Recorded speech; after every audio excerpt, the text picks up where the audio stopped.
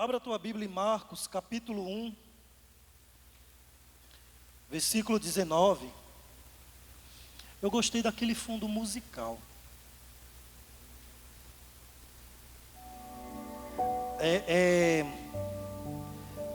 Antigamente eu criticava muito essa questão de fundo musical, né?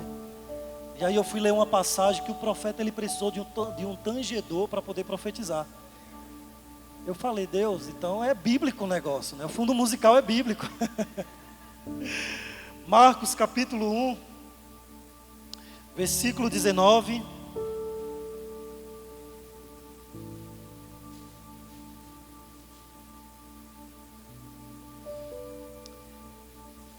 Eu vou ler junto com o telão. Indo um pouco mais adiante, viu num barco Tiago, filho de Zebedeu, e João, seu irmão, preparando as suas redes. Na minha versão, na Almeida, século 21, fala remendando as suas redes. Pode passar. Logo chamou e eles os seguiram, deixando seu pai Zebedeu com os empregados no barco. Eles foram para Cafarnaum. E logo que chegou o sábado, Jesus entrou na sinagoga e começou a ensinar. Todos ficavam maravilhados com seu ensino, porque ele ensinava como alguém que tem autoridade. Fala assim comigo, autoridade. E não como os mestres da lei. Justo naquele momento, na sinagoga, um homem possesso de um espírito imundo gritou: o que queres conosco, Jesus de Nazaré? Vieste para nos destruir? Sei quem tu és, o Santo de Deus. Cale-se e saia dele, repreendeu Jesus. O espírito imundo sacudiu o homem violentamente e saiu dele gritando. Todos ficaram tão admirados que perguntavam uns aos outros: o que é isto? Um novo ensino? E com autoridade, até aos espíritos imundos, ele dá ordens e eles lhe obedecem. Eu amo ler essa passagem porque ela conta um pouco também daquilo que eu vivi quando me converti. Eu estava contando um testemunho para o pastor. Eu me converti com 14 anos de idade. Na época que eu me converti, eu era agnóstico. Me converti numa cidade chamada Olinda. Alguém já ouviu falar de Olinda? Alguém já teve em Olinda? Já, o pastor já teve. A cidade do frevo, do carnaval. A gente lá já nasce aprendendo duas coisas: a dançar frevo e a comer frutos do mar. Porque é cultural, é da cultura. E aí eu me converti com 14 anos de idade. Eu tive um encontro muito pessoal com Jesus. Um encontro muito forte. E daí quando Deus começou a me chamar para o campo missionário, eu vivi praticamente o que os discípulos de Jesus viveram naquele momento que Jesus chama eles, né? Tiago e João, eles deixaram as redes que eles estavam remendando. E aí eu fui para o campo missionário. O meu primeiro emprego, eu conquistei com muita dificuldade. 18 anos de idade, eu tentava arrumar emprego antes dos 18. E eu ficava indo de um lado para o outro, tentando alguma coisa. Eu tinha um sonho de ter o meu primeiro emprego, de ter a minha carteira assinada. Quando eu conquistei o meu primeiro emprego, eu já estava fazendo e acontecendo naquela franquia. A dona da franquia já estava sendo evangelizada.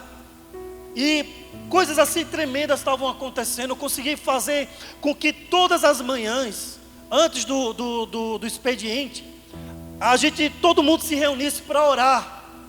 E a dona era católica carismática, daquela que sapateava, até falava em línguas.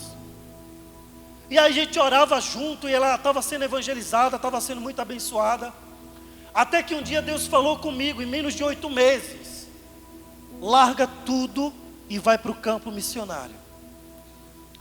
E é natural que quando você recebe uma mensagem dessa, de Deus, você começa a entrar em conflitos.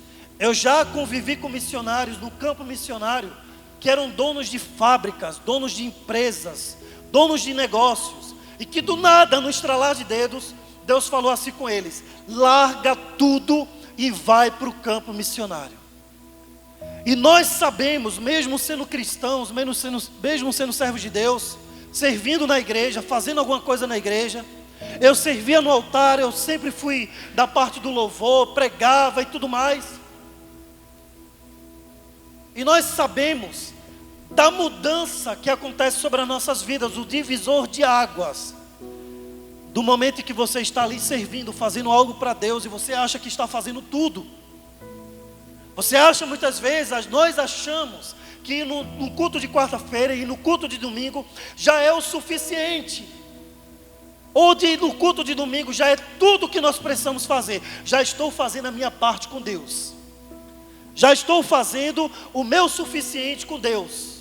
Já estou fazendo tudo para Deus. Quando na verdade nós não estamos fazendo nada. Até quando nós vamos para o campo missionário, nós ainda não estamos fazendo tudo. E aí eu lembro que naquele momento Deus falou comigo. E depois daquele divisor na minha vida, eu comecei a dizer assim: eu sei o que aconteceu comigo, eu sei o que eu era antes, e eu sei o que eu passei a me tornar depois de atender o chamado de Deus para a minha vida.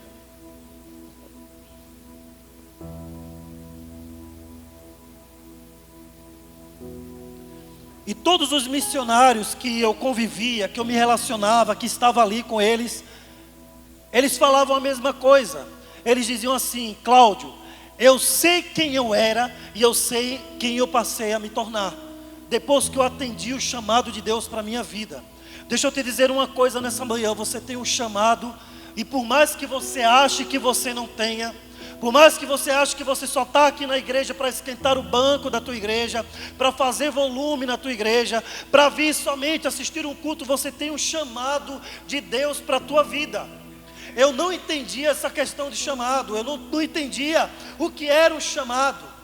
Para mim um chamado era somente ser chamado. Você está sendo escolhido, você está sendo separado para algo.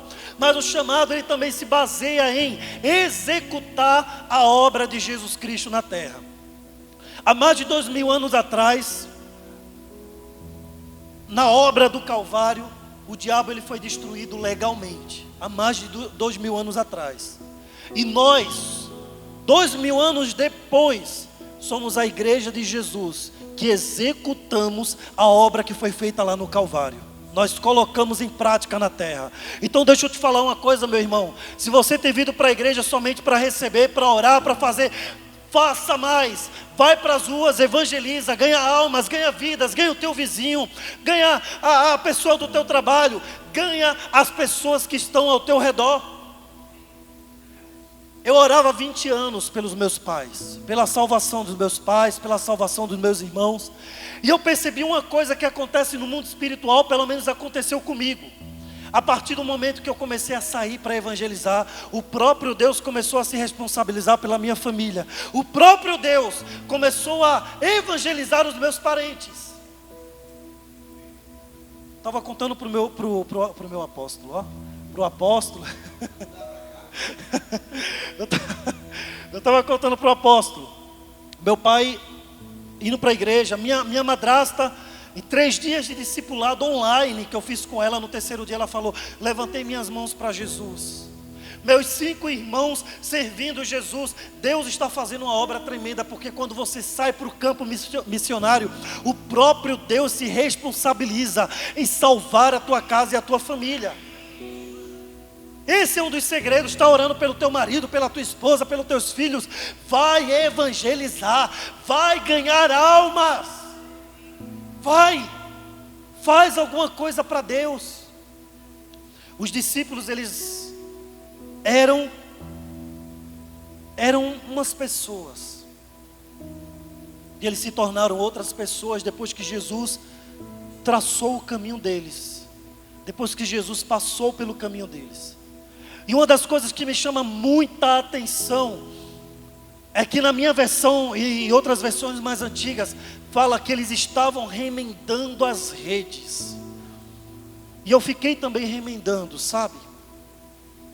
No momento que Deus falou comigo assim: larga tudo. Larga tudo. Senhor, mas eu quero fazer faculdade. Não estou querendo dizer que você não deve fazer nada disso. Mas comigo foi assim, comigo particularmente. Deus falou, não é o tempo agora, vai para o campo missionário, porque o campo missionário está precisando de você agora, nesse exato momento. Senhor, mas eu quero trabalhar, eu quero conquistar minhas coisas, eu quero. E eu ficava remendando. O outro remendo que eu trazia sobre a minha vida era o seguinte: Senhor, eu não sei falar, eu não sei pregar, eu não sei o que é que eu vou fazer, eu não sei como vai ser. A gente fica remendando, sabe, remoendo algumas coisas que o próprio Jesus já curou na cruz do Calvário. E a gente fica colocando limites, o remendo é colocar limites, é você ficar preso a algo do passado. Os discípulos, eles eram pescadores, e eles estavam lá remendando as redes. Se Jesus não tivesse aparecido naquele momento ali, talvez o futuro deles seria ficar remendando redes, jogando a rede para pescar peixes, indo para suas casas, mantendo as suas famílias. Seria uma vida totalmente natural. E aí quando Jesus falou, Jesus chegou, Jesus fala assim, olha, deixa tudo isso. Vem e sigam-me. Vem e segue. Me seguir não é somente andar comigo, mas é andar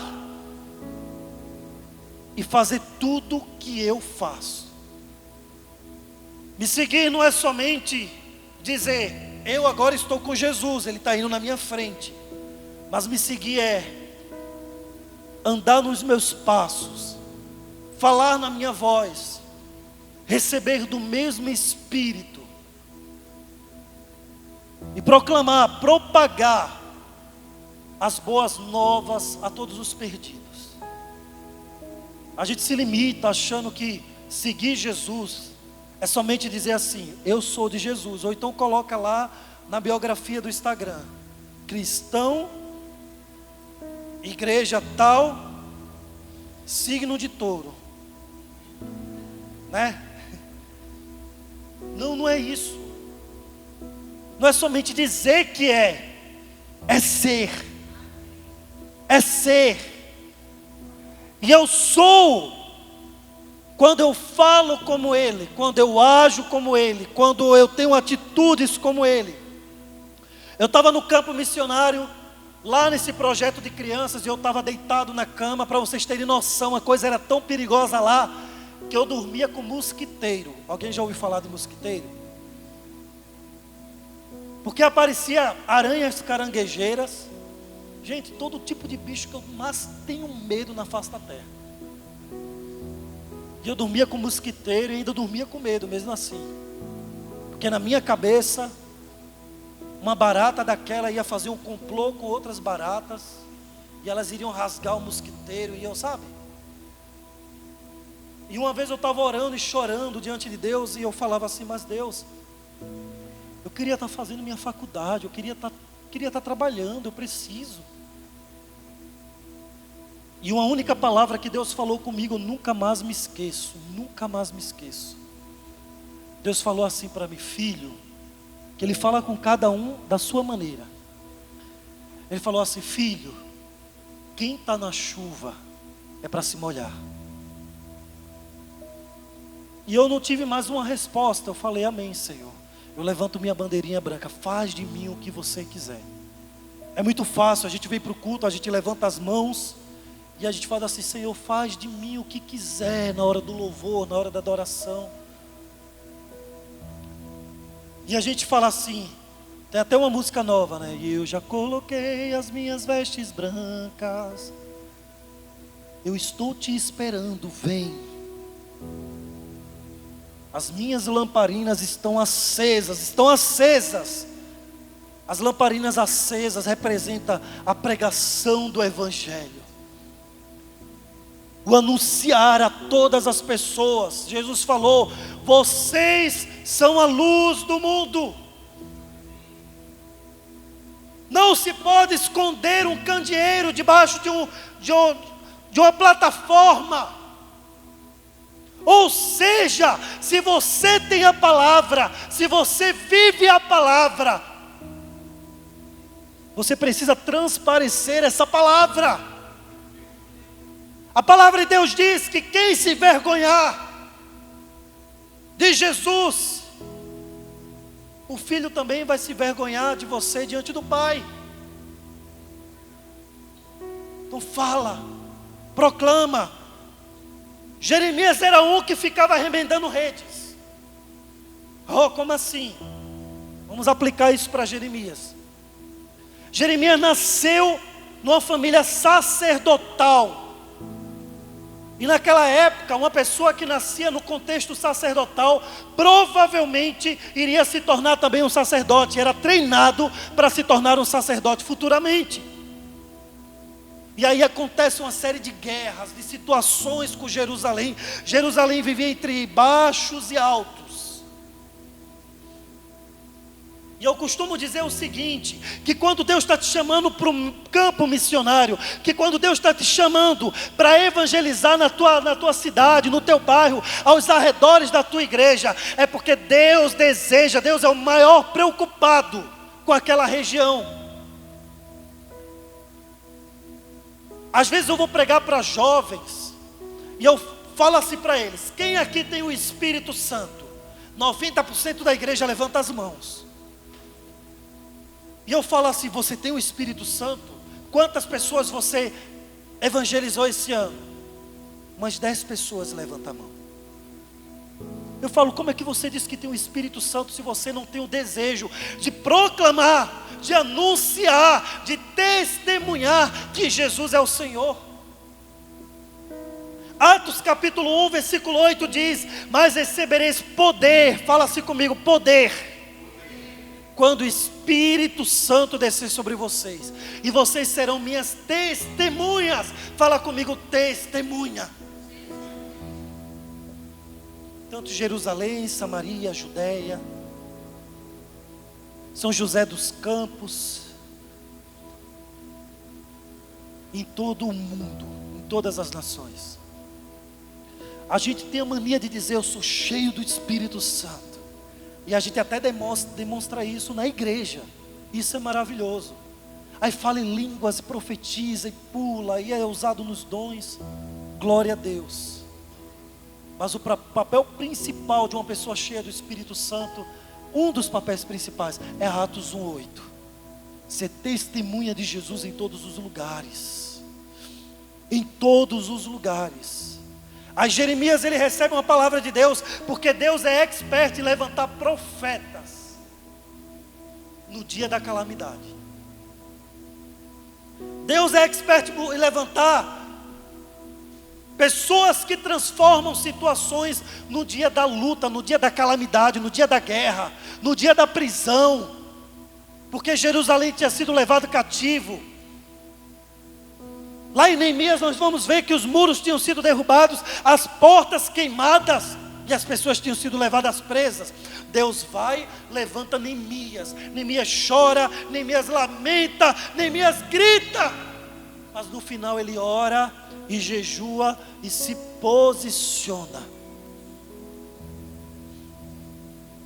Se tem uma pessoa que vai mudar a situação, sou eu. E Deus vai me usar para transformar essa realidade em bênção. E aí Jeremias está ali no seu lugarzinho. Deus chega para ele e fala assim: Jeremias, hoje eu estou te constituindo profeta para as nações. Fala assim comigo, nações. Ou seja, Samaria, Judeia e até os confins da terra. E aí Jeremias fala assim: mas Senhor, Deus já tinha falado para ele: eu te escolhi, eu te separei, eu te formei no ventre materno. Mas Senhor, eu não passo de uma criança. Mas Senhor, eu sou o pobre pecador. Mas Senhor, eu não tenho roupa para ir. Mas Senhor, o meu sapato está furado. Mas Senhor, eu tenho medo de cobra, de escorpião. Eu tenho medo de tudo isso. Eu imagino no contexto, aplicando para as nossas vidas hoje. Deus olhando para Jeremias e falando assim: stop! Para de dar desculpas. para de dar desculpas. A palavra de Deus diz assim, que aquele que coloca a mão no arado e olha para trás, não é apto para o reino dos céus. Não tem qualificação nenhuma no seu currículo, não há uma qualificação para o reino. E aí Deus vira para Jeremias: não, para de dar desculpas, para de dizer que você não pode, para de dizer que está novo demais, que está velho demais, que não pode fazer, que não sabe falar, que não sabe. Irmãos, eu fui pregar lá em Buenos Aires. A única coisa que eu sabia falar em espanhol era Buenos dias. Já estava meio caminho andado. Não me pergunte como, milagrosamente eu já estava conversando com as pessoas. Eu já estava falando com as pessoas, já estava andando na rua sozinho. Porque quem envia se responsabiliza. O Deus a qual você serve, quando Ele te envia, quando Ele te manda para uma faculdade, para o teu local de trabalho, Ele se responsabiliza por tudo. Ele é o maior preocupado em almas. O Espírito que habita dentro de você é a voz mais preocupada em almas. É a pessoa mais preocupada em vidas. E Ele é o que mais deseja ganhar vidas da face da terra. É por isso que Ele vai usar você. É por isso que Ele vai se apossar de você. E aí ele vira para Jeremias e fala: para de dar desculpas, vai e fale a todos quanto eu mandar você falar.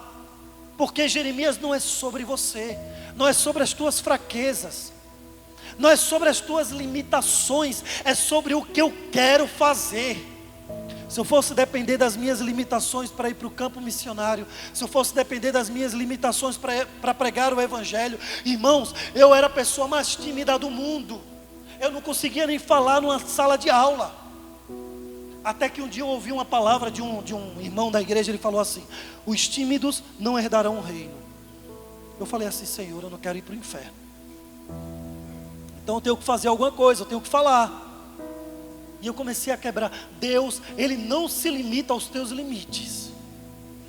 Deus, Ele não se limita às tuas barreiras pessoais, aos teus protocolos pessoais. Assim como a rainha Esther, eu te convido hoje a você quebrar todo o protocolo e chegar diante do rei. Fazer a vontade de Deus. Ser usado como um canal de Deus. Para salvar a tua nação. Para salvar a tua cidade.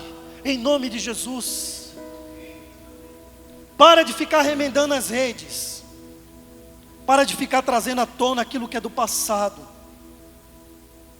Seja cheio do Espírito Santo.